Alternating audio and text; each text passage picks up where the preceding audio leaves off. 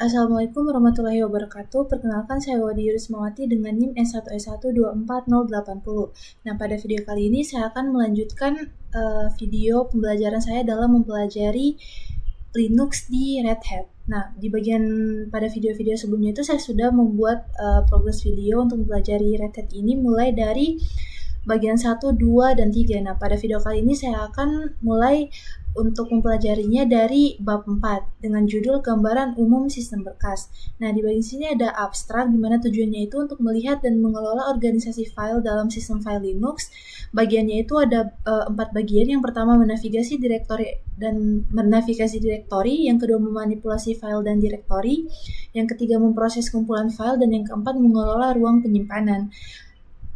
Dan di lab itu adalah gambaran umum sistem berkas. Terus di bagian direktori, seperti kebanyakan komputer Linux berisi data yang diorganisir ke dalam file dan folder. Folder adalah cara untuk mengelompokkan file bersama-sama dengan cara yang sama seperti kita menyimpan kertas yang terorganisir dalam map fisik. Folder komputer adalah daftar file. Jadi di Linux istilah ini umum digunakan. Direktori kedua istilah tersebut memiliki arti yang sama dan dapat digunakan secara bergantian. Nah, saat kita masuk ke sistem Linux, kita memiliki akses penuh ke direktori beranda kita. Direktori beranda kita itu berisi file konfigurasi dan semua file serta direktori yang kita buat. Terlepas dari apakah kita telah membuat data atau tidak, direktori beranda kita itu telah diisi sebelumnya dengan direktori-direktori ini. Jadi, yang pertama itu ada desktop, dokumen, unduhan, musik, gambar, publik, tempat, dan juga video. Linux itu menyediakan direktori ini sebagai lokasi target default untuk aplikasi yang kita jalankan di komputer. Misalnya, file yang kita unduh dari internet akan disimpan ke download direktori ini. Nah, saat kita mengambil tangkapan layar, gambar akan disimpan ke bagian direktori pictures. Kemudian ada juga yang namanya directory system. Directory system ini terletak di luar directory home dan umumnya dibatasi dari interaksi pengguna. Kita tidak mungkin secara tidak sengaja menghapus kernel, driver, atau file konfigurasi yang dibutuhkan sistem kita karena kita biasanya tidak memiliki akses ke file-file penting tersebut. Direktori beranda kita berada dalam home directory system yang itu sendiri berada di dalam direktori akar. Direktori akar yang ditandai dengan garis miring tunggal di depannya adalah awal dari sistem file Linux. Semua yang ada di komputer kita terdapat di direktori akar. Lokasi-lokasi penting pada sistem Linux itu meliputi direktori-direktori berikut. Yang pertama ada direktori etc, garis miring etc berisi file konfigurasi. Kemudian juga ada TMP yang menyimpan file sementara yang akan dihapus secara otomatis setelah 30 hari. Kemudian ada USR yang berisi perintah dan aplikasi, dan direktori var yang berisi data variabel sistem yang harus tetap ada di antara proses booting. Nah, dalam Linux istilah root itu digunakan dalam 3 cara berbeda. Yang pertama itu ada user root, di mana ini adalah akun pengguna awal atau biasanya dinonaktifkan secara default yang ada segera setelah instalasi. Kemudian ada root directory yang di mana ini adalah directory home untuk root pengguna, dan juga ada directory garing directory seperti ini, yang ini. Ini tuh adalah akar untuk menunjukkan bahwa ini adalah akar dari struktur file dan directory yang menyerupai pohon keluarga. Nah, dalam bab ini istilah root itu mengacu secara eksklusif pada garis miring direktori.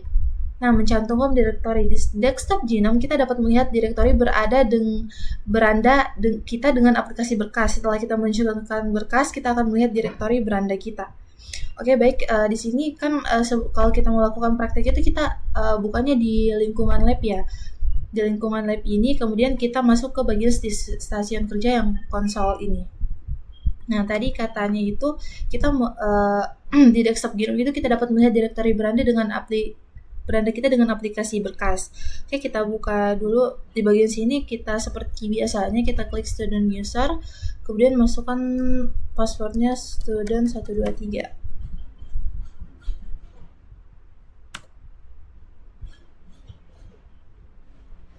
Oh ya, student aja.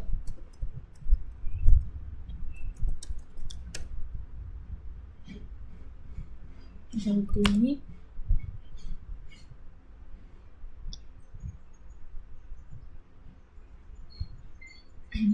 Nah, kemudian tadi katanya kita masuk ke bagian home.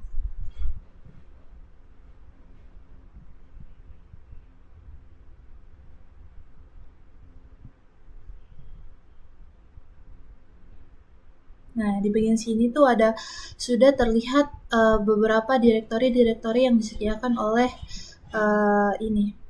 Ada desktop, dokumen, downloads, music, pictures, public templates, dan juga video. Kemudian di baris perintah kita dapat melihat direktori dan file di komputer kita dengan menggunakan perintah is atau tree. Jadi misalnya di terminal kita masukkan 1S.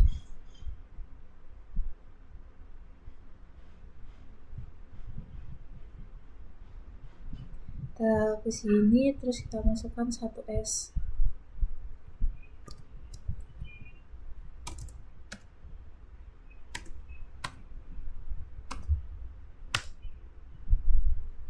Oh, oke. Jadi kalau misalnya kita memberikan perintah 1S ini, dia itu akan menampilkan dokumen, unduhan musik, gambar, publik, tempat video. Nah, kemudian kalau kita masukin juga perintah tree, dia itu memberikan daftar setiap file dan direktori, termasuk file dan direktori yang terdapat di dalam setiap direktori. Nah, jadi pas di sini tadi, ketika kita buka ini, terus misalnya tadi kita masukkan perintah tree, nah itu bakal muncul isi dari macam-macam direktori tadi. Nah, perintah tree itu adalah rekursi secara default, yang berarti ia mencantumkan direktori di dalam direktori hingga tidak ada lagi direktori yang dapat dicantumkan. Kemudian di desktop Genome, kita menavigasi sistem dan mengklik 2 kali ikon direktori di aplikasi file untuk mengubah tampilan ke direktori tersebut. Nah, untuk tampilannya itu seperti ini. Di bagian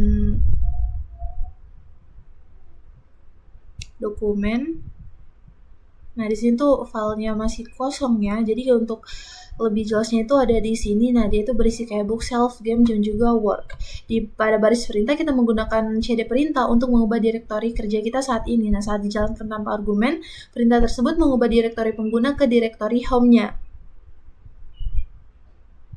Nah, contoh perintahnya seperti ini. Saat kita menggunakan perintah tersebut, prompt kita akan berubah untuk menampilkan direktori baru. Perintah apapun yang kita jalankan akan menganggap direktori baru ini sebagai lokasi saat ini. Misalnya, saat kita menjalankan perintah tree setelah berpindah ke dokumen direktori tersebut, output yang dihasilkan akan menampilkan isi dokumen direktori tersebut, jadi bukan direktori home kita. Kemudian ada juga jalur file dan direktori. Kita dapat menentukan lokasi file atau direktori apapun di komputer kita dengan menggunakan desain hierarki direktori di Linux. Semuanya berada di direktori root. Jadi dengan memulai dengan garis miring tunggal, kita dapat menentukan setiap langkah menuju lokasi file dengan mencantumkan setiap direktori induk dipisahkan oleh garis miring. Sebagai contoh, user direktori home dalam kursus ini memiliki path home user karena user directory tersebut terletak di dalam home directory yang terletak di dalam directory root. Jika kita mengunduh file bernama file.txt dari internet dan browser web, maka kita akan menyimpannya ke hard drive kita. Maka lokasi defaultnya adalah home user downloads dan juga file txt. Di desktop kita dapat melihat direktori saat ini di bilah atas jendela aplikasi Genome Files. Oh, jadi kita bisa lihatnya tuh di bagian sini, yang bagian sininya. Kemudian di terminal kita dapat melihat direktori kerja kita saat ini dengan menggunakan pwd perintah. Nah, kita coba.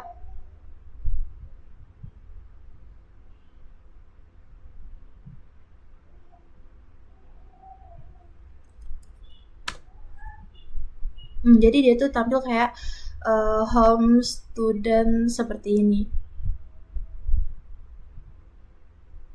Nah, kita dapat melihat jalur lengkap sebuah file dengan menggunakan realpad perintah berikut dengan diikuti nama file yang ingin kita tuju.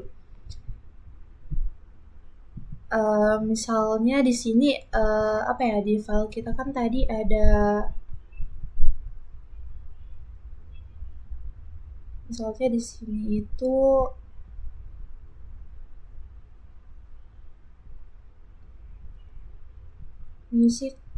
musiknya masih kosong, dokumennya juga masih kosong, pictures,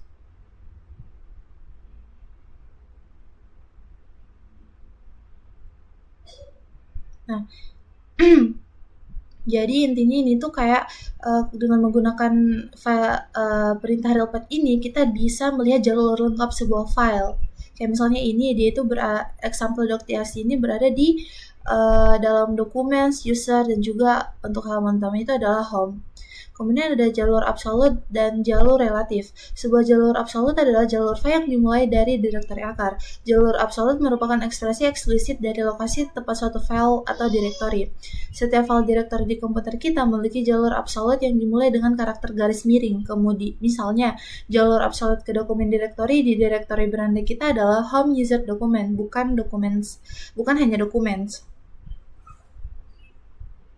Kemudian sebuah jalur relatif adalah jalur yang dimulai dari direktori kerja kita saat ini. Jalur relatif tidak pernah dimulai dengan karakter garis miring. Sebaliknya jalur relatif itu dimulai dengan titik, 2 titik, atau nama file direktori. Nah, misalnya contohnya ini, 2 titik itu menunjukkan direktori induk, di mana 2 titik itu adalah instruksi untuk bergerak ke atas dalam struktur file dan mencari file atau direktori mulai dari lokasi tersebut. Misalnya, jalur relatif dari downloads directory ke dokumen example.txt file adalah dokumen example.txt. Karena kita harus meninggalkan downloads directory dan memasuki dokumen directory agar berada di lokasi yang sama dengan example.txt tersebut. Nah, salah satu keuntungan mengetahui jalur file adalah kita dapat merujuk ke file atau direktori dari mana saja di sistem kita tanpa harus berada di direktori yang sama. Misalnya, untuk melihat isi file, kita dapat menuju ke file dengan jalur yang absolut atau relatif lengkapnya, terlepas dari direktori kerja kita saat ini. Nah, jadi contohnya kita bisa pakai perintah yang ini, ataupun yang ini, nanti bakalan muncul output yang sama, yaitu halo dunia seperti ini. Dan kita masuk ke bagian selanjutnya.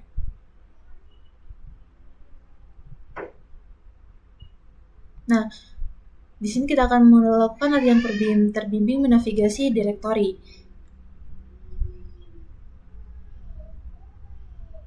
Nah, di bagian pertama itu kita masukkan dulu Labstar file system directory. Nah, jadi di sini kita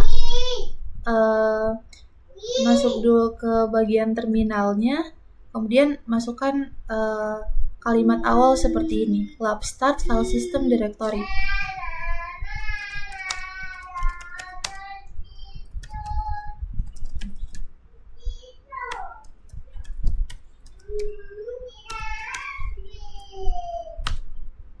Oke, kalau sudah sukses seperti ini, kita lihat lagi langkah selanjutnya.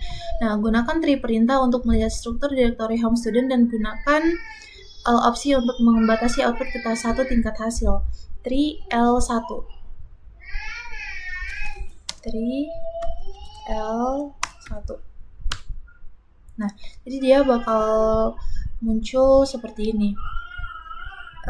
Kayak muncul direktori-direktori yang ada. Kemudian, tanpa perlu berpindah ke dokumen directory tersebut, buat word directory di dalam dokumen directory dengan menggunakan jalur relatif. Nah, jadi kita tuliskan dulu yang ini, mkd.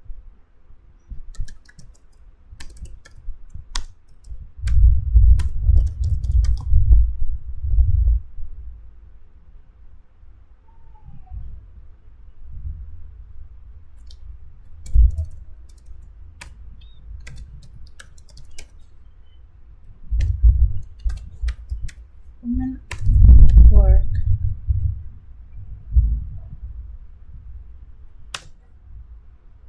Kemudian masukkan lagi yang cd documents work. cd documents work.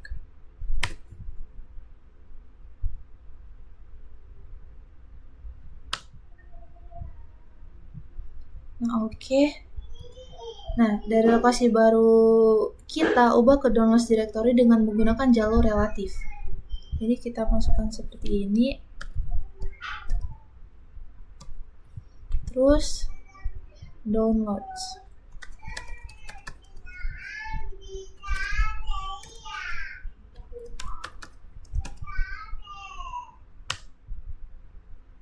Nah, sekarang download itu is a directory. Jadi download itu adalah sebuah directory.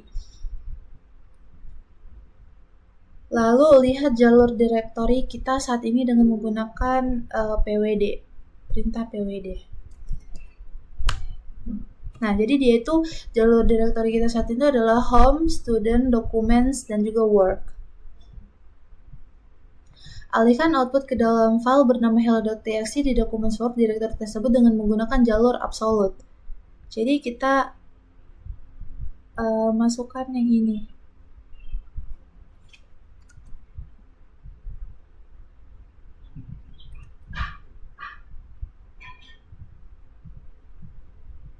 Oh, wait.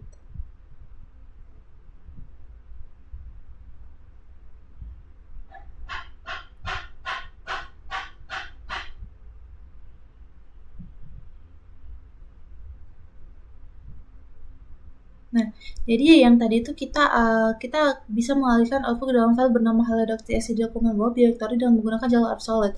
Nah, jalur itu adalah hello world, home, student, document, work, hello.txt.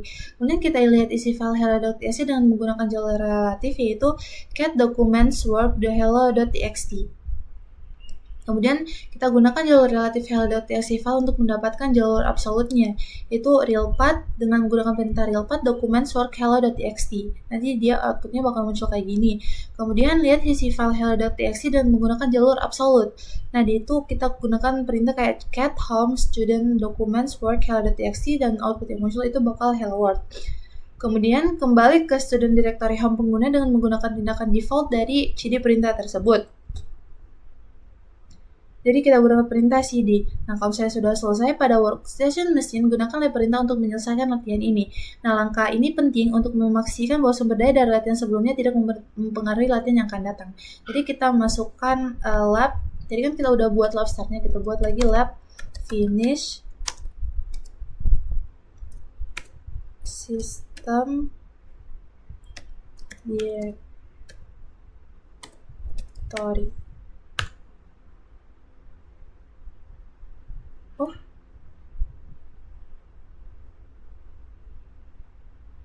Oh gini, lab finish file system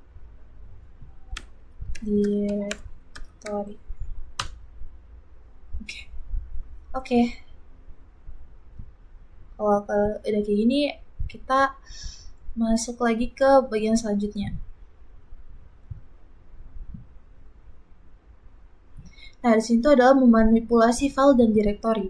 Memanipulasi file dan directory itu membuat, menyalin, memindahkan, dan mengganti nama file dan directory adalah operasi sehari-hari bagi setiap pengguna komputer. Di Linux, kita melakukan tugas-tugas ini di aplikasi file pada desktop GNOME atau di baris perintah.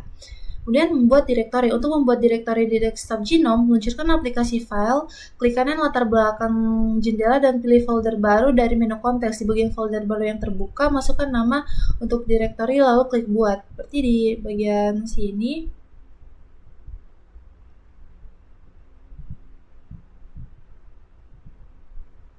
Di file ini, bagian sini kita klik kanan, kemudian kita klik new folder, dan kita masukkan namanya example.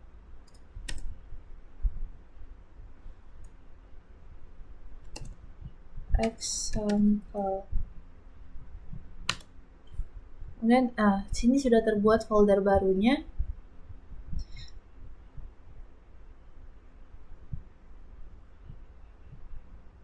Nah, untuk membuat direktori melalui baris perintah, gunakan mkdir perintah berikut untuk perintah berikut dengan nama untuk direktori baru tersebut.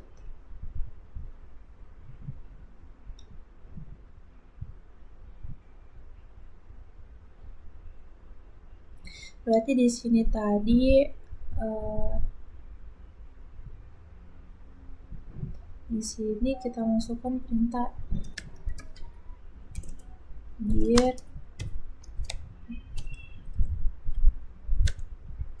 my folder.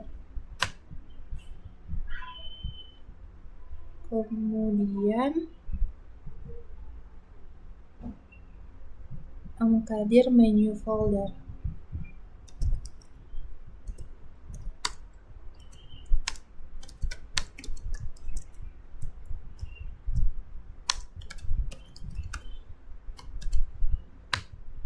Oke. Perintah mkdir itu dapat membuat beberapa direktori dengan satu baris perintah, dan juga kita juga dapat membuat direktori di dalam direktori lain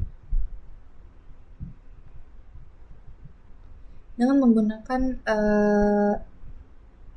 tahapan seperti ini.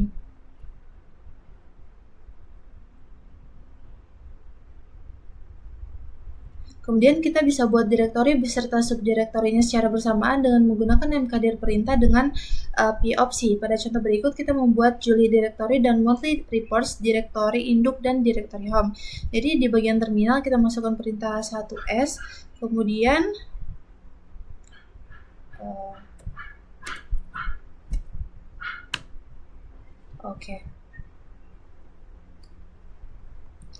kita masukkan perintah mkdir p monthly reports Julie, kemudian kita masukkan lagi perintah 1s monthly reports terus garis miring. Kemudian ada membuat file. Untuk membuat file di lingkungan desktop, kita menggunakan aplikasi seperti Gedit. Setelah kita menyimpan file yang sedang kita kerjakan, aplikasi akan membuat file tersebut. Namun di baris perintah, kita dapat membuat file kosong dengan perintah touch diikuti dengan jalur file dari file yang ingin kita buat. Jadi kita misalnya tuliskan touch documents example.txt.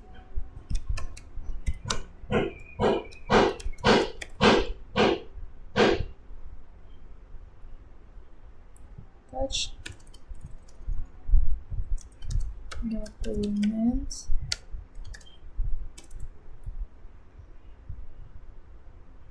example.txt.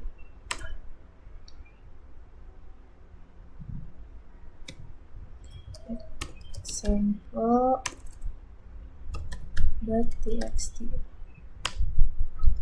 Kemudian file documents.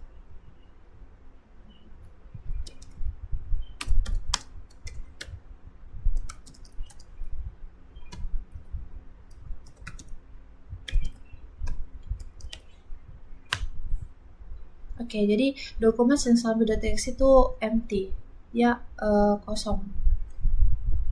Karena kita sebelumnya juga belum pernah mengisi isi dari file tersebut. Kemudian menyalin file dan direktori. Untuk menyalin file baru atau di-reset dari Genome, meluncurkan aplikasi file, klik file atau direktori yang ingin kita salin, lalu dengan menekan tombol kontrol, select item tersebut ke lokasi baru, kemudian lepaskan tombol kontrol. Alternatifnya, kita dapat mengklik kanan atau kanan file atau direktori dan memilih salin dari menu konteks. Arahkan ke lokasi target, klik kanan latar belakang jendela dan pilih tempel dari menu konteks.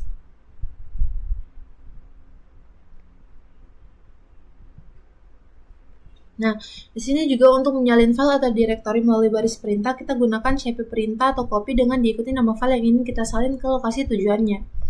Jadi kita gunakan seperti perintah yang ini, example.txt document. Nah, ini juga adalah perintahnya. Kemudian saat menyalin direktori, gunakan opsi recursive atau R untuk menyalin direktori beserta seluruh isinya. Tanpa recursive opsi tersebut, perintah tidak akan dapat menyalin direktori. Jadi perintah yang ini. Kemudian kita menyalin file dan direktori, tidak berarti kita juga harus memindahkannya ke direktori kerja yang berbeda. Kita dapat menyalin item di tempatnya dengan memberi nama baru dengan perintah seperti ini. Kemudian kita juga dapat menyalin file ke lokasi baru dan memberinya nama baru dengan menggunakan cp recursive document downloads example. Kemudian kita masukkan lagi perintah 3 downloads. Kemudian ada memindahkan file dan direktori. Untuk memindahkan file atau direktori ke lokasi baru di desktop Genome, kita dapat meluncurkan aplikasi file. Klik file atau direktori yang ingin kita pindahkan, seret ke lokasi baru, lalu lepaskan item tersebut. Jadi di sini tadi ya, di sini kita bisa kayak gini, masukkan ke dalamnya.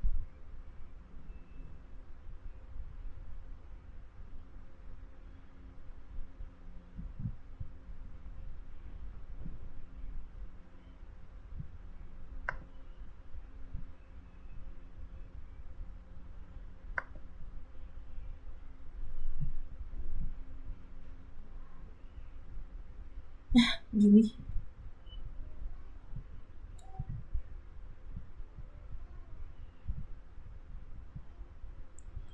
Kita hapus dulu yang ini.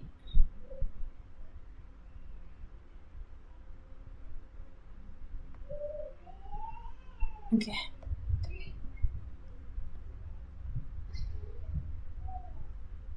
Nah, untuk memindahkan file atau directory melalui baris perintah, kita gunakan env perintah git move diikuti dengan nama file yang ingin kita pindahkan dari lokasi tujuannya. Di sini kita selain dari cara yang lewat SYN tadi, kita bisa memasukkannya juga memasukkan perintah lewat terminal untuk memindahkan file atau direktorinya. Kita tinggal masukkan kode yang ada di bagian sini. Nah, untuk memindahkan beberapa file dan direktori tersebut, cantumkan semua item yang ingin kita pindahkan lalu pilih satu tujuan yang ada. Jadi kita gunakan kode yang ini. Kemudian mengganti nama file dan direktori. Untuk mengganti nama file di desktop Genome, munculkan aplikasi file dan temukan item yang ingin kita ganti namanya. Klik kanan file atau direktori yang kita ingin ganti namanya dan pilih ganti nama dari menu konteks di dialog nama folder yang terbuka. Ketik nama baru, klik ganti nama dan tekan enter. Jadi ini gampang ya teman-teman. Misalnya kita mau ganti ini, mana ya tadi yang ini, pakai kita ganti namanya pakai rename contoh, enter. Oke, udah terganti.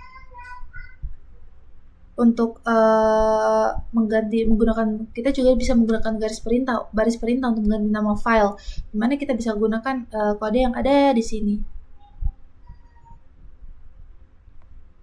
Kemudian membuat pindahan ke file dan direktori. Kita dapat menyimpan file atau direktori di dua lokasi berbeda secara bersamaan dengan membuat sebuah tautan secara default. Tautan dinonaktifkan di aplikasi Genome Files untuk mengaktifkan tautan. Klik menu utama di pojok kanan atas jendela files dan klik preferensi. Di jendela preferensi kita atur buat tautan ke aktif.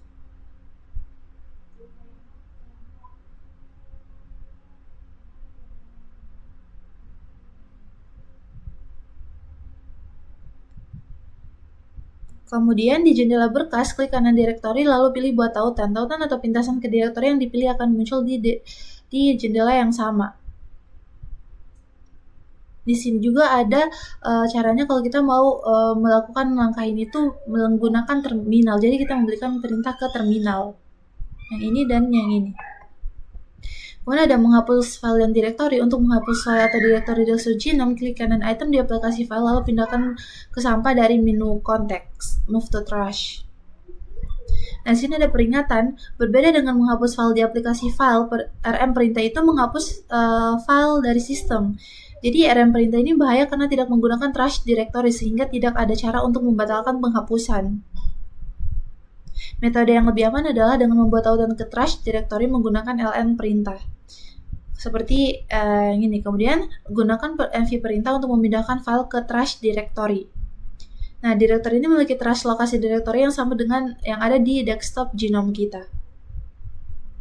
Kemudian ada mencari file dan directory. Kita bisa, jika kita tidak yakin di mana letak suatu file, kita dapat mencarinya menggunakan desktop Genome atau baris perintah. Untuk mencari file atau directory, luncurkan aplikasi file dan klik ikon kaca pembesar di bilah alat atas. Ketik nama file atau sebagian darinya ke dalam konteks dan tinjau hasilnya di jendela file. Jadi kita bisa lihat di bagian filenya tadi tuh ada template duplikat seperti ini.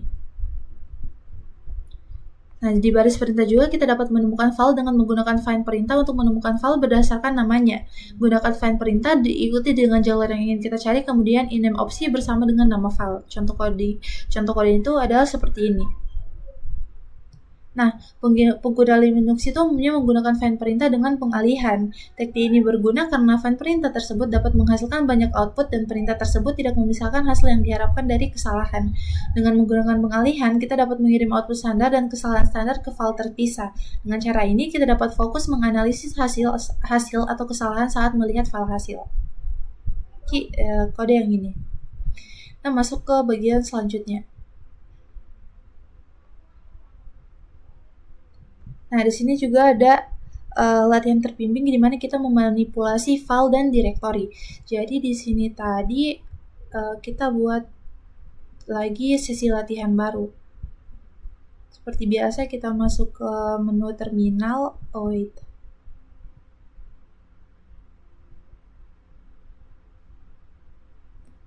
Kemudian kita tuliskan lab start file system organize. Lab start file system organize.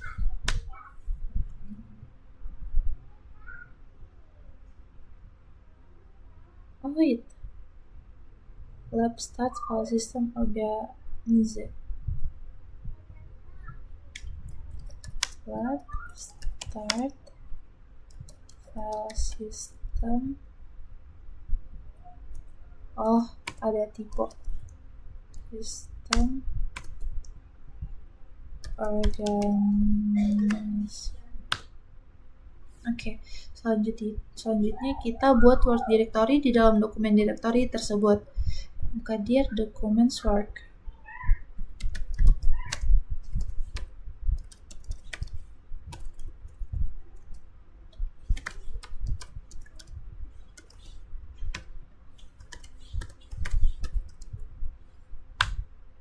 Kemudian kita buat file kosong bernama txt.txt di dalam test.txt dalam dokumen source directory tersebut.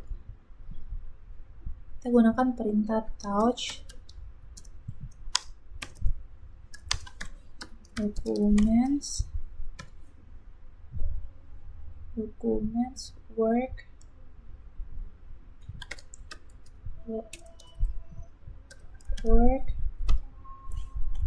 test.txt.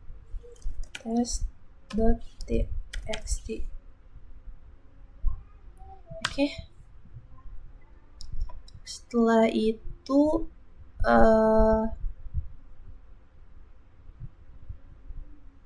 setelah touch tadi kita masukkan lagi perintah yang ini, mv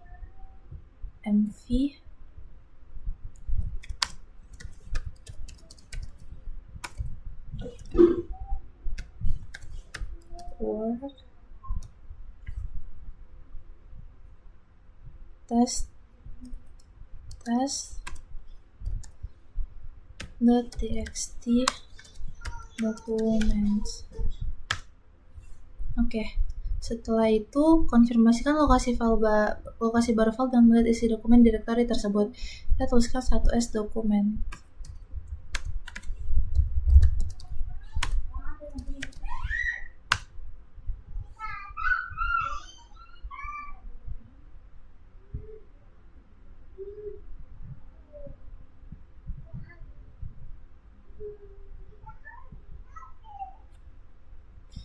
Salin txt file ke dalam file directory dan ganti namanya menjadi myfile.txt, kemudian hapus text.txt file di dokumen directory tersebut. Kita dapat melakukan tugas-tugas ini dalam satu perintah dengan menggunakan mv perintah.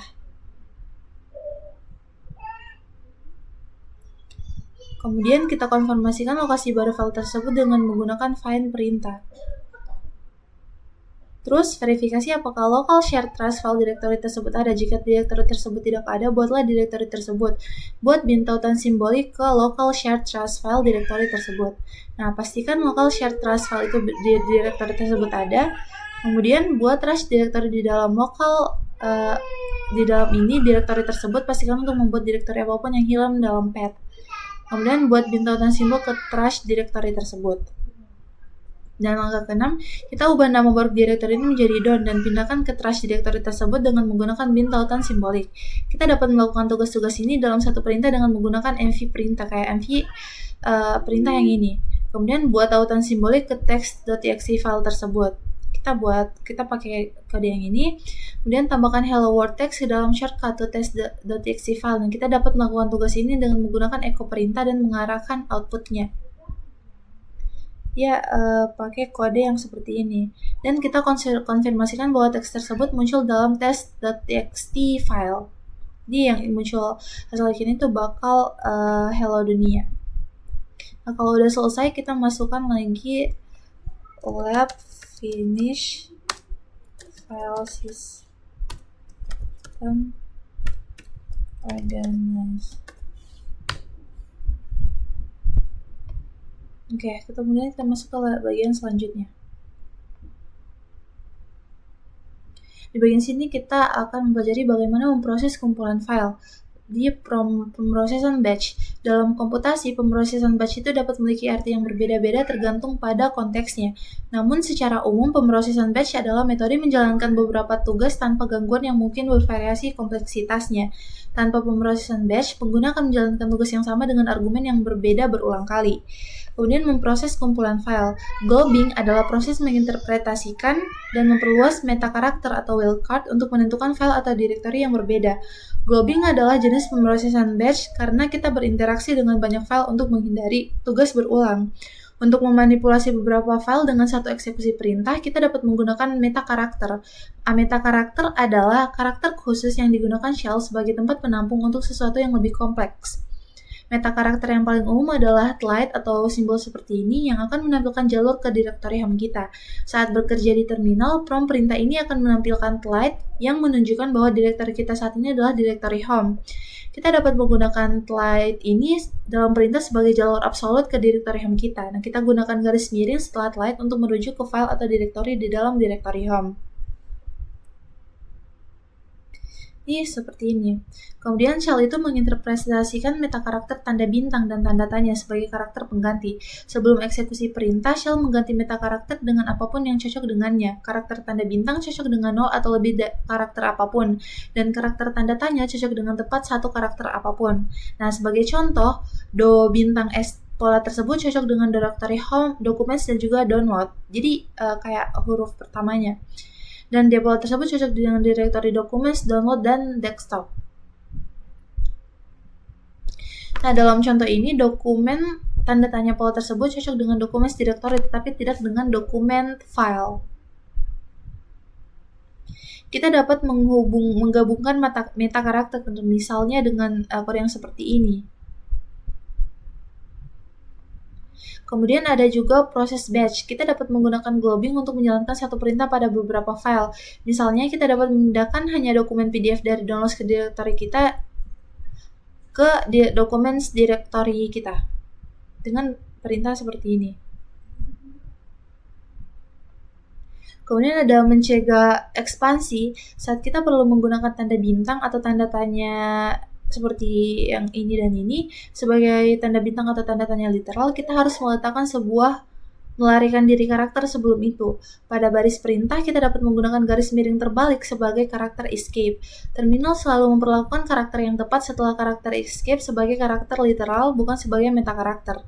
Nah, dalam contoh berikut, kita menggunakan karakter wildcard untuk mencocokkan file, tetapi kita juga menggunakan karakter escape untuk menginterpretasikan tanda tanya secara harfiah. Dari daftar file berikut, kita ingin mencantumkannya semua file yang memiliki tanda tanya setelah kata Linux dalam namanya. Kemudian, kita mencantumkan semua file yang memiliki kata tersebut atau Linux dalam namanya dan yang memiliki tanda tanya setelah kata tersebut. Dalam contoh berikut, kita tidak mengescape tanda tanya sehingga karakter tersebut diinterpretasikan sebagai meta karakter. Karena meta karakter tanda tanya hasilnya mencakup file yang memiliki setidaknya satu karakter setelah kata tersebut, yaitu kata Linux. Nah, pada contoh berikut kita menggunakan karakter escape untuk tanda tanya agar karakter tersebut diartikan secara harfiah. Dan kita masuk ke bagian selanjutnya.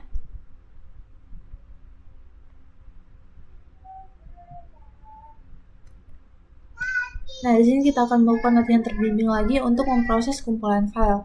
Jadi di baris pertama kita akan memulai kelas baru lagi.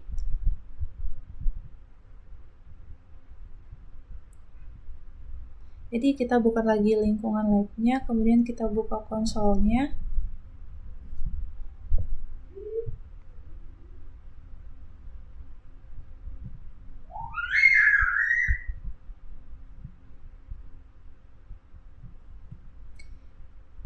Nah, di bagian pertama kita masukkan perintah yang ini lagi untuk memulai sesi latihan.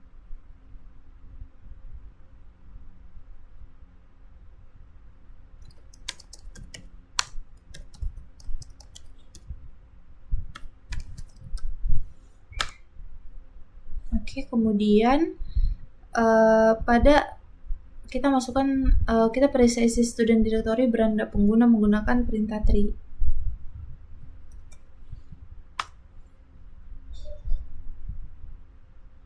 Oke, kemudian salin semua file di downloads directory yang berakhiran huruf tersebut ke documents directory tersebut. Jadi kita masukkan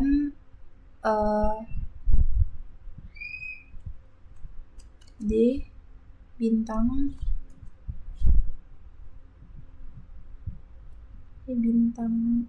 DS bintang D documents.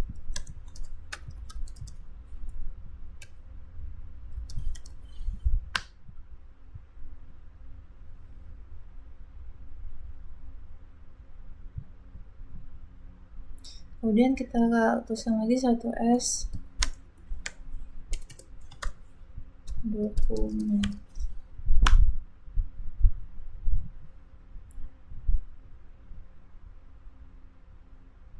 Salin semua file di downloads directory yang diawali F dan diakhiri dengan txt ke dokumen directory tersebut. cp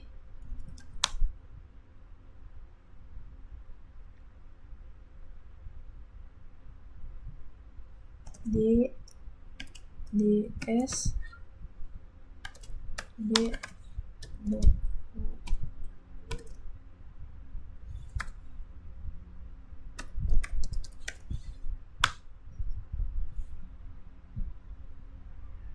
Kemudian gunakan globbing untuk memindahkan hanya file files.txt dan notes.txt ke desktop directory tersebut. Tuliskan mv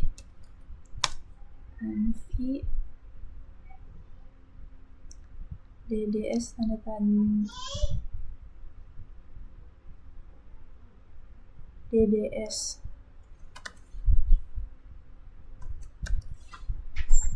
tanda tandanya ada 5 1, 2, 3, 4 kemudian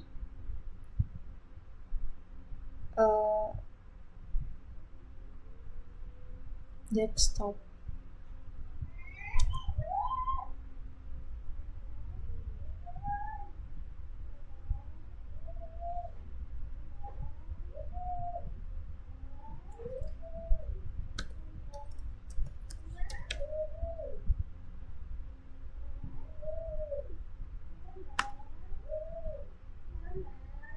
Oke, jadi untuk lebih jelasnya kita perhatikan saja langkah-langkah yang di sini. Nah, kita gunakan perintah yang ini. Kemudian cari di desktop directory dan gunakan pola pencocokan atau globbing untuk memastikan bahwa file.txt dan .txt telah dipindahkan. Jadi kita gunakan perintah yang ini untuk memastikannya. Kemudian kita gunakan perintah yang ini di terminal untuk membuat file example.txt yang berisi string hello world. Kita konfirmasikan nama dan isi file dengan menggunakan garis miring terbalik untuk mengescape nama file dengan perintah seperti ini. Nah, temukan semua file di directory home yang mengandung karakter tanda bintang dan dalam namanya. Gunakan pengalihan untuk menyimpan hasilnya ke dalam wildcard.txt.file. Karena directory home adalah directory kita saat ini, kita dapat menggunakan titik seperti ini untuk merujuk ke directory home. Periksa wildcard.txt isi file tersebut. Nah, jadi ini adalah langkah-langkah untuk memproses kumpulan file. Kalau misalnya sudah selesai kelasnya, kita jangan lupa masukkan lagi lab finish file system batch. Oke, wait. Lab finish file system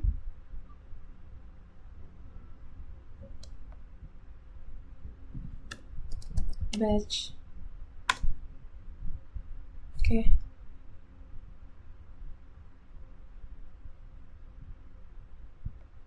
Dan kita masuk ke bagian selanjutnya. Nah, di bagian sini adalah mengelola ruang penyimpanan. Mirip dengan sistem operasi lainnya, Linux itu menggunakan berbagai perangkat penyimpanan, atau kita dapat membuat partisi pada satu perangkat untuk membuat struktur direktori yang berbeda. Di lingkungan cloud, misalnya, sistem mungkin memiliki dua perangkat penyimpan, disk utama untuk sistem operasi dan disk tambahan untuk data pengguna atau aplikasi. Konfigurasi penyimpanan ini sangat berguna karena jika disk utama penuh, maka sistem operasi mungkin kehilangan kemampuan untuk menulis data. Ketika sistem tidak dapat lagi menulis data ke disk, maka pengguna tidak dapat masuk ke akun mereka dan aplikasi yang sedang berjalan berhenti merespons.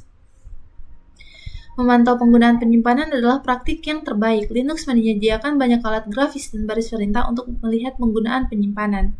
Nah, yang pertama untuk melihat ruang penyimpanan. Untuk melihat beberapa banyak ruang tugas penyimpanan yang tersedia di sistem Linux, kita dapat menggunakan aplikasi penganalisis pengguna disk di desktop Gnome.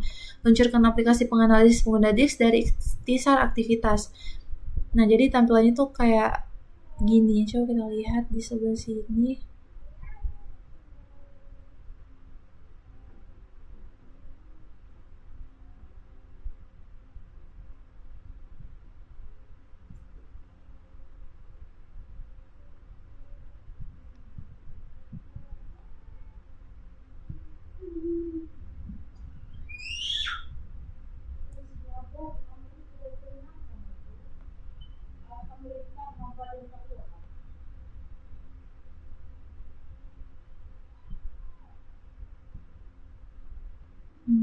Wait, coba kita cari namanya devices.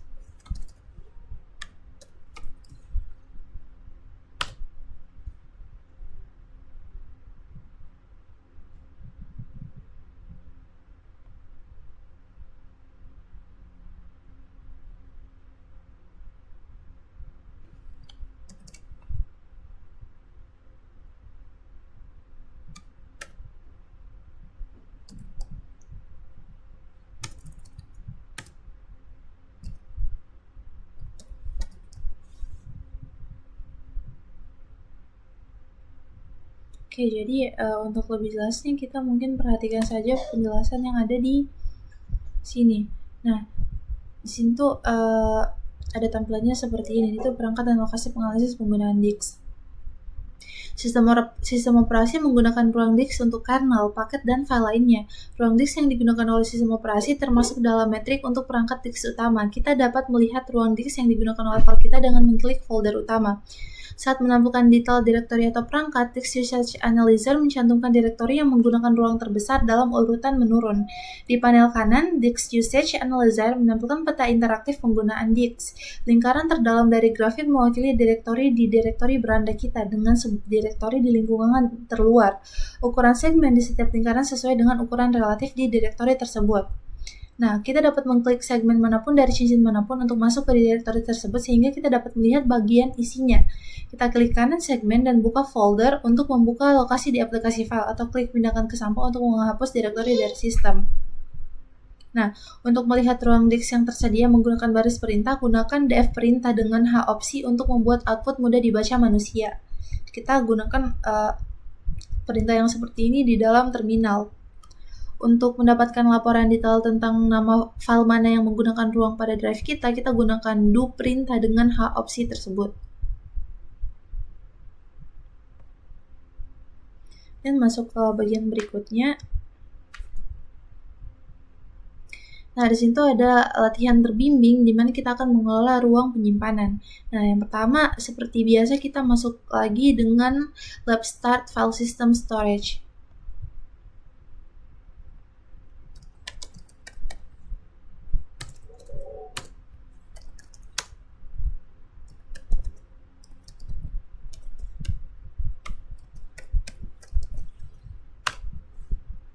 Kemudian kita masuk di aplikasi Disk Usage Analyzer, tinjau item-item di direktori home kita dengan menggunakan ruang disk paling banyak.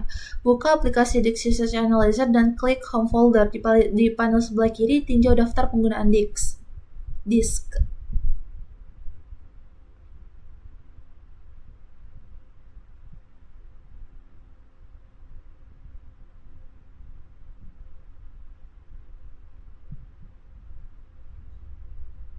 Kita buka apa tadi?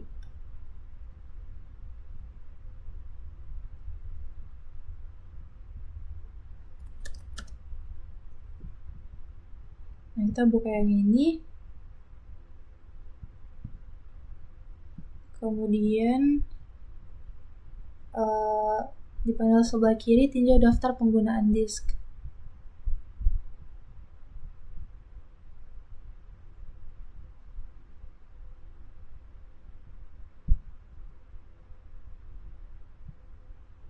Nah, jadi tampilannya itu seperti ini.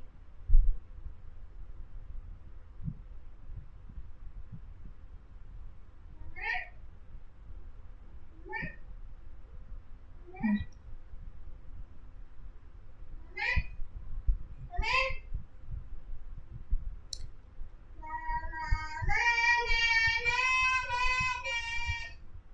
itu ada 174,1 MB. Kemudian pada baris perintah, lihat ruang disk yang saat ini tersedia di direktori beranda kita dengan menggunakan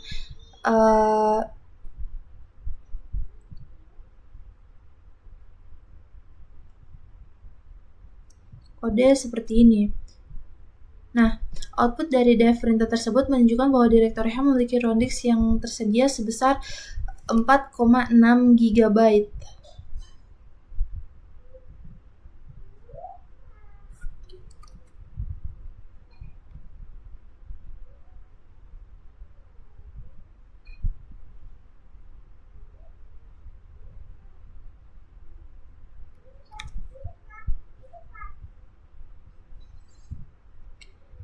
Kemudian di bagian ruang disk yang tersedia itu mungkin berbeda-beda. Nah, lihat penggunaan ruang disk di direktori beranda kita. Output perintah tersebut menunjukkan penggunaan ruang untuk semua file dan direktori di bawah direktori home kita. Jadi kita gunakan perintah yang ini. Nah, kemudian selesai. Pada workstation machine gunakanlah perintah untuk menyelesaikan latihan ini. Jadi karena tadi kita udah mulainya dengan lab start, kita akan mengakhirinya lagi dengan lab finish file system storage.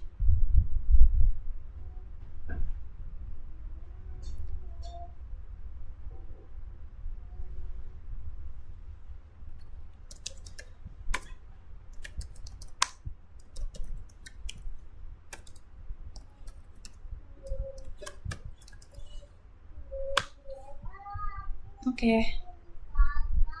Jadi ini adalah beberapa perintah yang dapat kita masukkan ke terminal untuk mengelola ruang penyimpanan. Dan kita masuk ke bagian selanjutnya. Nah, gambaran umum sistem berkas. Sini tuh ada kita bisa melihat susunan file dalam sistem file Linux dan memanipulasi direktori dan file. Hasil yang kita dapatkan, kita lihat struktur direktori dan file, membuat, mengatur, menyalin, dan menghapus file dan direktori, mencari file, dan kita juga sharing teks dalam file teks. Sebagai student pengguna di workstation, kita masuk lagi dengan lab start yang seperti ini. Kemudian yang pertama itu kita cantumkan file dan direktori di student directory home.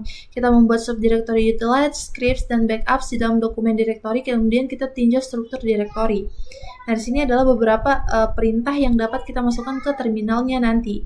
Kemudian yang kedua, kita buat service dump, log daily task xh to txt, dan my access sebagai file kosong di utilities directory. Nah, ini adalah perintahnya untuk dimasukkan ke dalam terminal. Kemudian yang ketiga, di dalam utilities directory, salin daily text file ke script directory tersebut, lalu pindahkan to txt file ke backup directory tersebut. Kemudian yang keempat, kita masuk ke student directory utama, kita cari di mana dokumen directory tersebut untuk menemukan semua file yang berisi string tersebut atau daily dalam nama filenya. Kita gunakan dokumen jalur lengkap directory untuk melakukan pencarian. Kemudian simpan hasilnya ke dalam results file.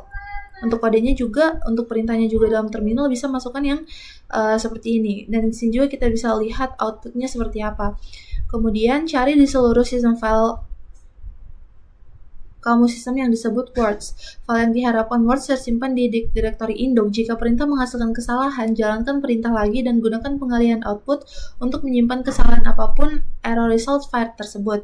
Nah, setelah kita menemukan words file tersebut, gunakan pengalihan untuk menambahkan 15 baris pertama file words ke result file tersebut. Nah, untuk kodenya yang dimasukkan ke dalam terminal itu adalah ada yang ini ada berapa ya? Ada 3, ada 4. Ada 3. Kemudian evaluasi sebagai student pengguna di workstation machine, gunakanlah perintah untuk menilai pekerjaan kita. Nah, kalau misalnya kita udah selesai melakukan praktik tadi, kita dapat melihat kita dapat mengevaluasi apa yang telah kita lakukan dengan menggunakan lab-grade-filesystem.review. Nah, kalau udah selesai, kita dapat mengakhiri pelatihannya dengan mengklik Lab Finish File System Review.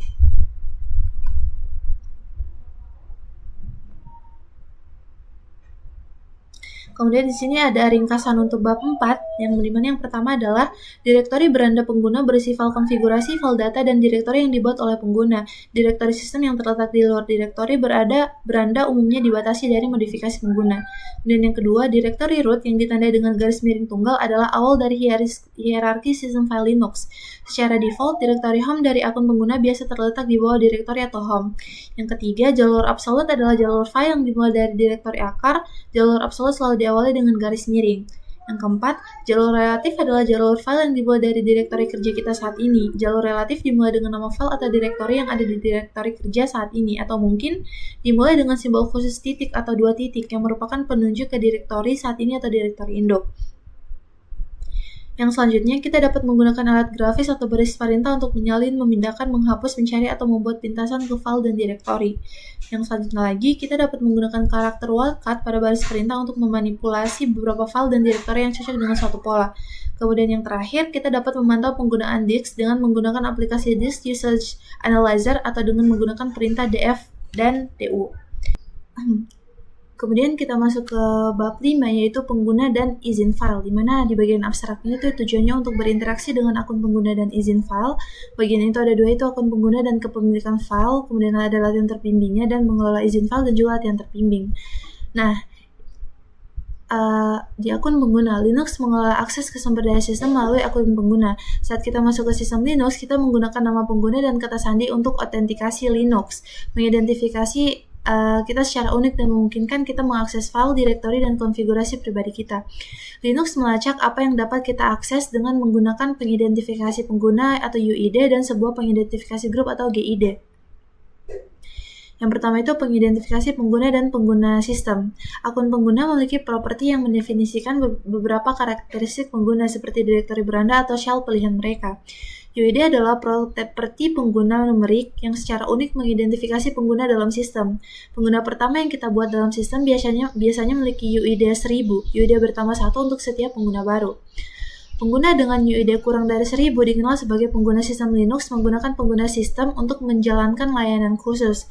Sistem operasi membuat beberapa pengguna sistem selama instalasi, dan beberapa perangkat lunak mungkin memerlukan pengguna sistem untuk beroperasi. Nah, catatannya secara default, Linux itu membuat pengguna di penyimpanan lokal, tetapi dalam beberapa skenario, informasi pengguna disimpan di layanan atau platform eksternal. Kemudian ada grup pengguna. Sebuah grup pengguna atau grup adalah kumpulan pengguna yang memiliki karakteristik yang sama seperti izin file. Saat Linux membuat pengguna, ia juga membuat grup dengan nama yang sama dengan nama pengguna. Grup ini dikenal sebagai grup utama dari pengguna. Seorang pengguna itu dapat menjadi anggota dari banyak grup. Grup apapun selain grup utama dikenal sebagai sekunder atau tambahan grup. GID grup pertama biasanya sama dengan UID. Mirip dengan UID, GID untuk pengguna biasa dimulai dari 1000. Nah, pada contoh berikut, developer 1 pengguna memiliki UID 1020, yang ini. Kemudian yang pengguna tersebut adalah anggota dari grup developer 1 dan Java Devs. Developer 1 grup adalah grup default yang dibuat oleh sistem dan merupakan grup utama untuk pengguna ini. Kita menggunakan ID perintah dengan gopsi untuk mencetak GID grup utama pengguna. Selain itu, kita juga dapat menggunakan name opsi untuk mencetak nama grup, bukan nomor ID. Jadi kodenya itu seperti ini. Kita juga dapat melihat informasi grup dengan menggunakan grup perintah tersebut. Secara default, grup perintah tersebut menampilkan keanggotaan grup dari pengguna saat ini. Pada contoh berikut, kita melihat keanggotaan grup dari developer 1 pengguna tersebut. Jadi yang ini. Developer 1 itu developer 1 Java Devs. Kemudian kepemilikan file dan direktori. Di Linux, kita berbagi file dan direktori dengan menggunakan grup. Saat kita membuat file atau direktori, kita ditetapkan sebagai pemilik file atau direktori tersebut. Jika kita adalah anggota suatu grup dan grup tersebut memiliki suatu direktori, maka kita dapat berinteraksi dengan file-file di direktori tersebut seolah-olah kita itu adalah pemiliknya. Kemudian, Mengubah kepemilikan file dan direktori. Kita dapat melihat dan memperbarui informasi kepemilikan file di aplikasi file. Kita arahkan ke file atau direktori, klik kanan ke item tersebut, lalu klik properti dari menu konteks. Jadi tampilannya itu ada yang seperti ini.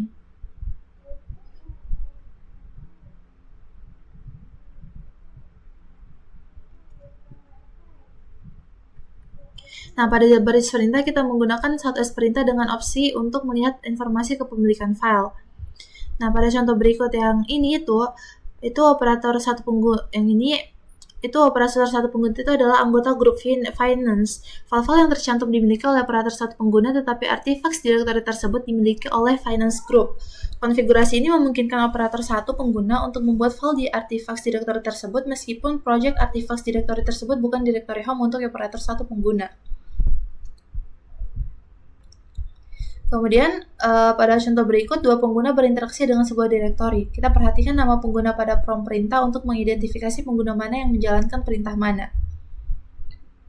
Jadi seperti ini. Nah, contoh yang ini juga itu gagal karena developer 2 pengguna bukan anggota dari grup tersebut. Jadi yang ini itu artinya gagal. Kemudian pada perintah berikut, developer satu pengguna mengubah pemilik grup direktori Java Code menjadi Java Devs Group tersebut.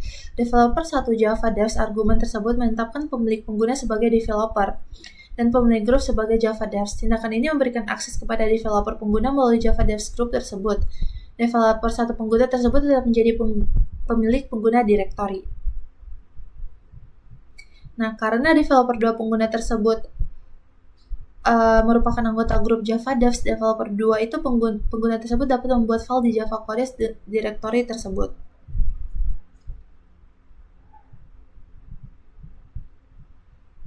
Kemudian ada hak akses pengguna. Di Linux, pengguna biasa tidak dapat mengubah konfigurasi sistem, menginstal perangkat lunak, atau menambahkan perangkat seperti printer atau USB. Pengguna biasa juga dibatasi untuk membuat file di luar direktori home mereka. Pembatasan ini membantu menjaga sistem tetap aman dari akses tidak sah dan penyalahgunaan yang tidak disengaja. Namun dalam beberapa skenario, pengguna biasa mungkin perlu melakukan tugas-tugas ini. Yang pertama itu adalah menyamar sebagai pengguna istimewa. Jadi dia itu harus menyamar sebagai pengguna istimewa. Alih-alih memberikan kredensial administratif kepada pengguna biasa, kita dapat memberikan hak akses yang lebih spesifik kepada pengguna biasa untuk melakukan tugas-tugas yang diperlukan. Hak akses ini diberikan dengan meniru pengguna yang memiliki hak istimewa. Biasanya, root pengguna tersebut saat kita meniru seorang pengguna, kita menggunakan perintah seolah-olah kita itu adalah pengguna yang ditiru. Hak istimewa ini umumnya dikenal sebagai hak istimewa sudo atau akses sudo. Istilah sudo artinya super user do atau pengguna pengganti do. Untuk menggunakan hak istimewa sudo, kita menggunakan sudo perintah. Nah, kita harus menentukan sudo perintah sebelum perintah yang memerlukan hak istimewa yang ditingkatkan. Sudo perintah tersebut meminta kata sandi yang biasanya adalah kata sandi pengguna biasa. Nah, dalam contoh ini kita menggunakan sudo perintah untuk mengubah hanya pemilik grup direktori menjadi tim grup tersebut. Karena akun pengguna kita memiliki hak istimewa sudo, kita menggunakan sudo perintah untuk meniru root pengguna tersebut. Nah, jika tidak, kita tidak akan dapat mengubah izin pada direktori karena kita bukan pemiliknya. Nah, dari kita bisa masukkan kode yang ini ke dalam terminal di lab tadi. Kemudian kita dapat menggunakan sudo satu perintah untuk melihat daftar hak akses ke sudo kita. Kemudian kita masuk ke bagian selanjutnya. Nah, di sini itu ada latihan terbimbing tentang akun pengguna dan kepemilikan file. Jadi di bagian lab kita masuk lagi, kita masuk ulang lagi ke bagian lingkungan labnya.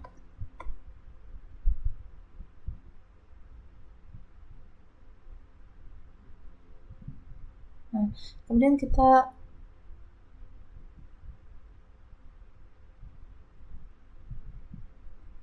build ulang lagi ini karena udah kelamaan dipakai. Kita tunggu sampai semuanya itu berhasil dibangun.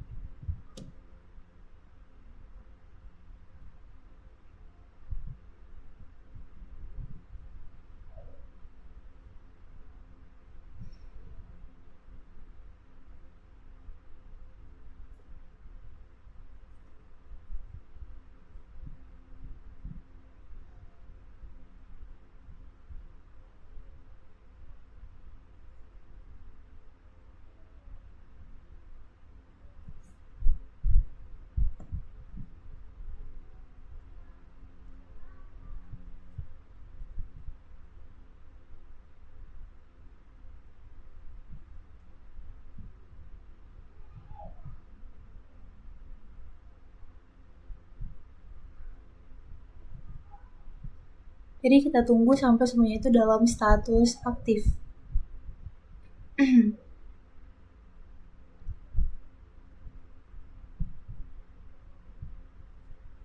Nah, karena di sini semuanya sudah dalam status aktif, kita buka yang di bagian stasiun kerja ini. Kita buka konsolnya.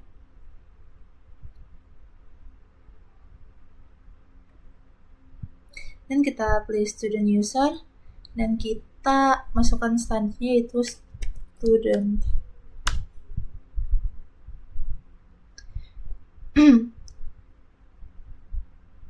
Nah, ini adalah tampilan awalnya. Sekarang kita akan masuk ke bagian terminalnya untuk melakukan latihan terbimbing tadi. Nah, di bagian pertama itu kita masukkan lab start user account.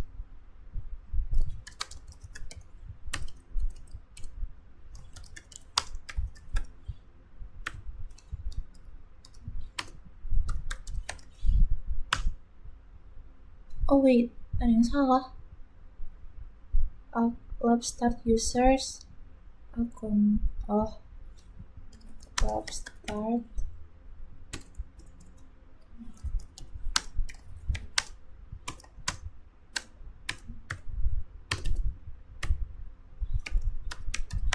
Gini.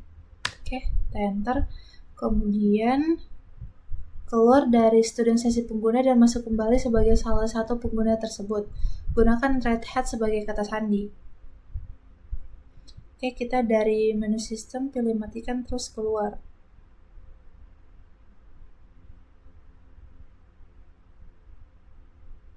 Kita di sini, kemudian kita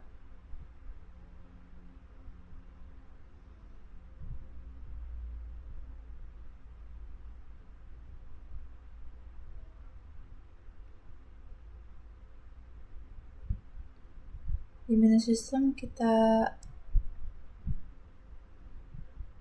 log out, terus kita log out.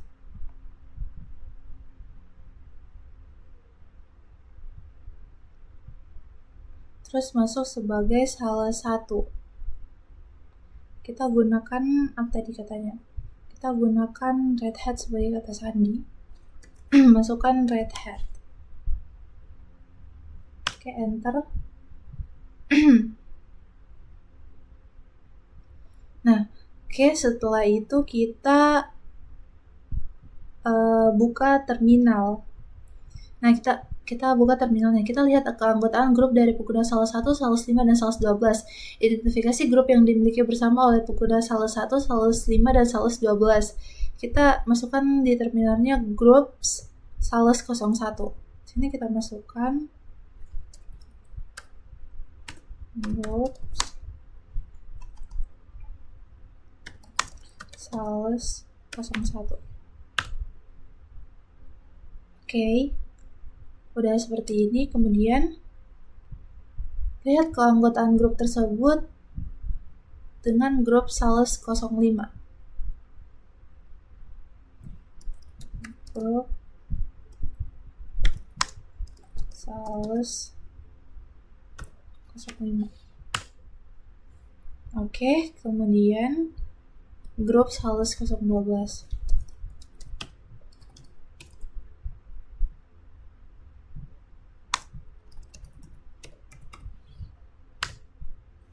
No such user.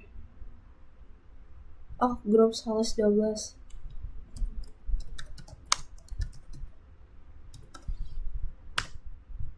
Oke. Setelah itu, lihat informasi pemilik direktori Finance Sales Report. Coba tetapkan sales team group sebagai pemilik direktori Finance Sales Report dan isinya. Ini kita masukkan 1S, 1D. Perintah yang ada di sini tadi ya, kita masukkan ke yang ini. Yang ini kita masukkan ke terminal. Ini 1S, 1D, Finance Sales Reports.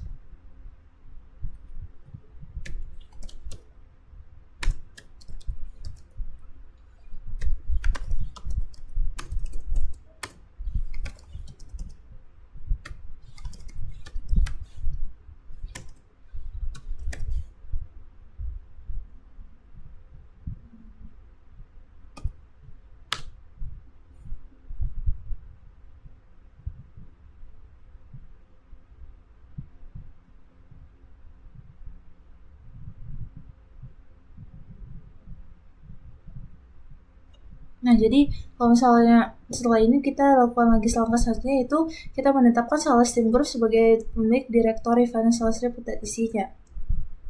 Kita masukkan perintah ini lagi ke dalam terminalnya. Perintah tersebut gagal karena sales01 pengguna tersebut bukan pemilik direktori sales report. Pengguna ini tidak memiliki izin untuk mengubah pemilik direktori.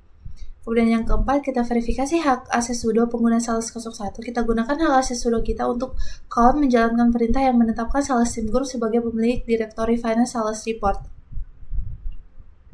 Nah, di sini kita verifikasi yang pertama, kita verifikasi hak akses sudo pengguna sales01 dengan perintah yang ini. Kemudian kita masukkan sandinya, nanti kalau diminta sebagai sandi sales01 tadi itu adalah Red Hat. Dan gunakan hak akses sudo kita untuk menjalankan perintah guna menetapkan sales Steam Group sebagai pemilik direktori finance sales report dengan perintah yang ini. Kemudian pastikan bahwa sales Steam Group tersebut adalah pemilik direktori finance sales report.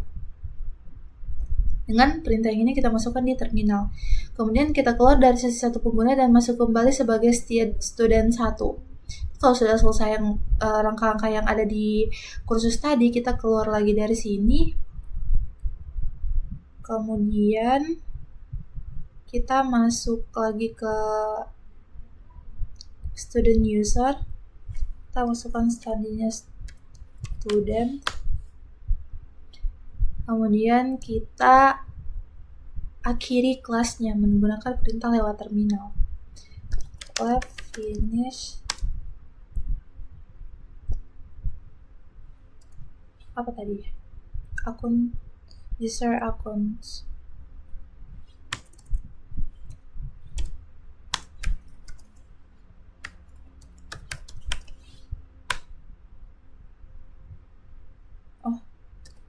Left finish users.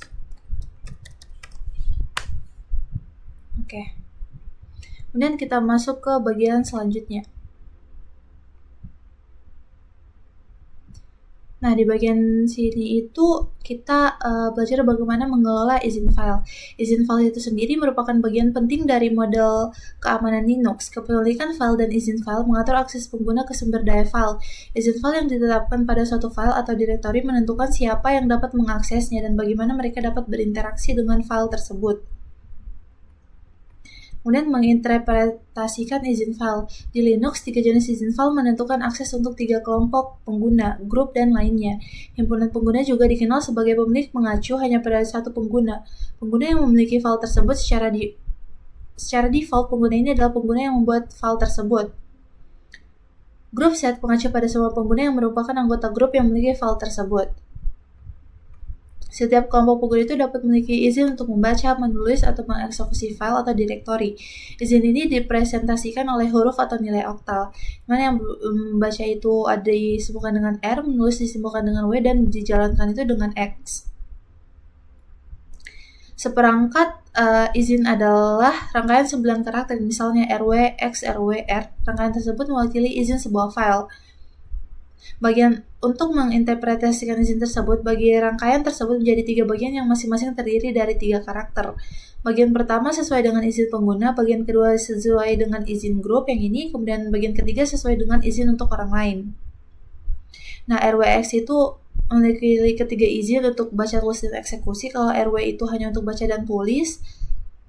Kemudian ada R itu hanya mewakili izin baca. Izin file juga dapat direpresentasikan oleh angka oktal, yaitu sistem angka yang menggunakan rentang 8 digit atau 0 hingga 7. Satu set lengkap izin oktal dipresentasikan oleh 4 angka. Angka pertama mewakili izin khusus. Angka 0 di depan pada angka oktal menunjukkan tidak ada izin khusus. 3 angka berikutnya adalah nomor izin untuk setiap kelompok pengguna. Izin baca direpresentasikan oleh angka 4. Izin tulis direpresentasikan oleh angka 2 dan izin eksekusi direpresentasikan oleh angka 1. Yang ini. Kemudian kita melihat izin file. Untuk melihat izin file atau direktori di aplikasi file, klik kanan target, lalu pilih properti izin. Daftar tarik turun akses menampilkan izin yang ditetapkan pada file. Kotak centang eksekusi menunjukkan apakah file tersebut memiliki izin eksekusi. Nah, pada contoh di bawah ini, report.docs file itu memiliki izin baca dan tulis untuk pengguna, izin baca dan tulis untuk grup, dan hanya izin baca untuk yang lain. Kotak centang eksekusi tidak dipilih sehingga file tidak memiliki izin eksekusi.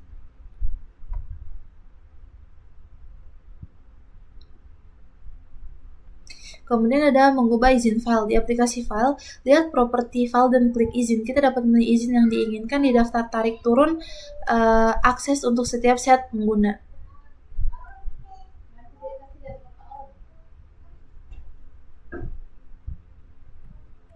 Nah, kemudian kita di sini itu ada beberapa perintah juga yang kita dapat terapkan di terminalnya nanti untuk melakukan untuk lebih memahami lagi bagaimana mengelola izin file di Linux.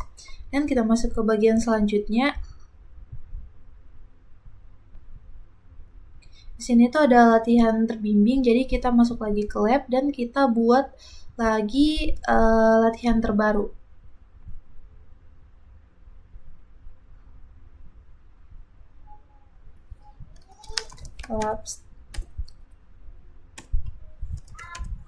Lab start, users permissions.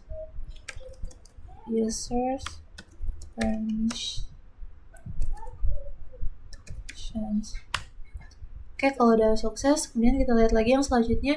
Di aplikasi berkas, navigasikan ke expenses directory tersebut.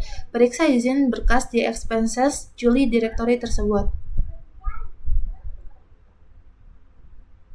Nah, kita buka aplikasi file, klik lokasi lain, lalu pilih komputer, klik 2 kali expenses directory tersebut.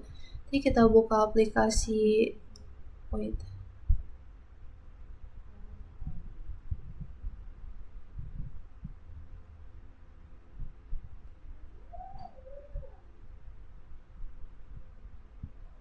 kita buka aplikasi file dulu.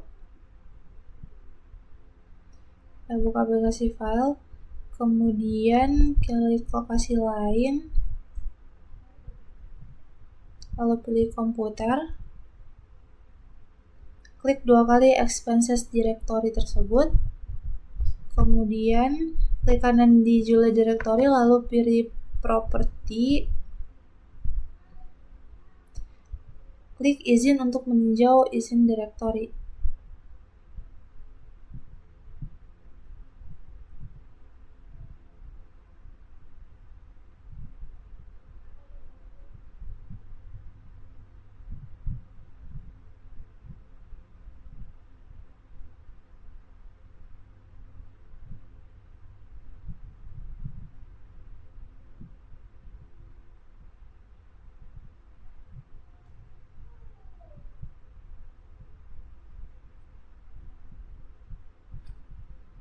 Yang ini.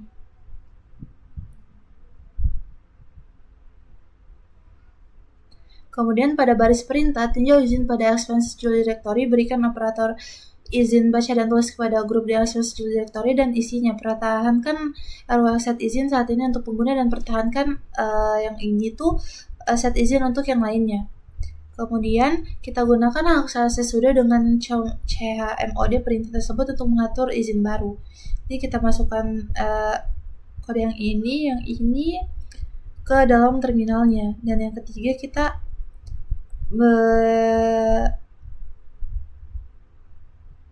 di bagian tadi kita di sini kita masukkan yang ini, kode yang ini, kemudian kode yang ini ke dalam terminal tadi. Nah, di bagian trik ketiga, berkas tersebut expenses Julie student expenses txt memiliki izin baca dan tulis untuk semua pengguna. Tetapkan izin yang sesuai pada expenses Julie student expenses txt berkas tersebut sehingga hanya student pengguna yang dapat menulis ke berkas tersebut. Nah, langkahnya yang pertama itu kita periksa izin pada student expenses.txt file tersebut dengan menggunakan perintah yang ini. Kemudian atur izin agar hanya student pengguna tersebut yang dapat menulis ke file dengan perintah yang ini pertama, kemudian kita tuliskan lagi perintah yang di bawahnya. Kemudian tetapkan izin yang sesuai untuk expenses Julie review files. script agar semua pengguna dalam sistem dapat menjalankannya. Yang pertama, kita periksa izin pada akses pada review file tersebut. Kita gunakan perintah yang ini. Kemudian kita atur izin agar semua pengguna dapat menjalankan review file script tersebut dengan menggunakan, kita masukkan perintah yang ke dalam terminal, kemudian masukkan lagi perintah di bawahnya. Nah, kalau udah selesai di bagian labnya itu, kita masukkan lab finish user permissions. Nah, ini tuh adalah langkah-langkah atau latihan terbimbing untuk mengelola izin file. Dan masuk ke bagian selanjutnya.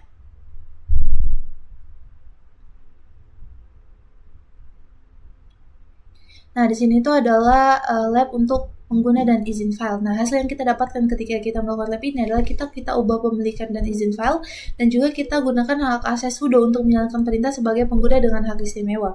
Nah, langkahnya yang pertama itu di lab tadi kita login sebagai lab start user review. Kemudian yang pertama kita tetapkan student pengguna dan student group sebagai pemilik direktori, sales, tem dan isinya. Nah, jika diperlukan gunakan student hak akses sudo untuk mengubah kepemilikan. Kita gunakan student sebagai kata sandi untuk student pengguna tersebut. Di sini ada 4 langkah yang dapat kita lakukan untuk instruksi pertama ini. Kita masukkan saja kode-kode atau perintah yang ada di sini ke dalam terminal. Kemudian yang kedua, kita buat meeting hello.txt file di sales team direktori tersebut. Kita tetapkan izin baca dan tulis untuk student pengguna dan student group tersebut. Jangan tetapkan izin untuk pengguna lain yang telah ditetapkan. Nah, di sini ada 3 langkah. Kemudian kita atur izin pada generate report script sehingga hanya student pengguna yang dapat menjalankan file tersebut. Pertahankan izin yang sudah ada, jalankan generate report script. Nah, langkahnya di sini pastikan generate report script tersebut memuat 3 laporan triwulan dengan X1 ekstensi yang sesuai dengan sales tim directory tersebut. Nah, kalau udah selesai melakukan evaluasinya, kita dapat melihat lab grade users review-nya kita. Setelah selesai, sebagai student pengguna di workstation, kita dapat mengakhirinya dengan perintah lab finish user review. Dan kita masuk ke bagian selanjutnya. Nah, di sini adalah ringkasan untuk bab 5. Yang pertama, Linux memberikan pengidentifikasi pengguna atau UID yang unik kepada setiap pengguna dan pengidentifikasi grup atau GID kepada setiap grup. Seorang pengguna dapat menjadi anggota dari satu grup utama dan beberapa grup tambahan. Yang kedua, pengguna dengan hak akses sudo dapat meniru pengguna lain seperti root pengguna tersebut untuk melakukan tugas-tugas yang biasanya dibatasi. Izin yang ditetapkan pada sebuah file atau direktori menentukan siapa yang dapat mengakses item tersebut dan bagaimana mereka dapat berinteraksi dengannya. Izin didefinisikan untuk 3 entitas pengguna, pemilik file, grup yang memiliki file, dan pengguna lain dimanapun di sistem. Kemudian, sebuah file atau direktori di Linux memiliki satu pemilik pengguna dan satu pemilik grup. Con perintah ini memodifikasi pemilik pengguna dan grup dari sebuah file. Kemudian yang terakhir, izin yang ditentukan dapat memungkinkan pengguna untuk membaca, menulis, atau mengeksekusi file. Izin file direpresentasikan oleh huruf atau angka oktal. CHM mode perintah ini memodifikasi izin pada file dan direktori. Nah, itu dia video untuk pembelajaran Linux terkait bab 5. Tadi juga sudah dibahas untuk bab 4-nya. Dan untuk bab-bab selanjutnya saya akan melanjutkannya di video setelah ini. Nah, mungkin itu saja yang dapat saya jelaskan untuk video kali ini.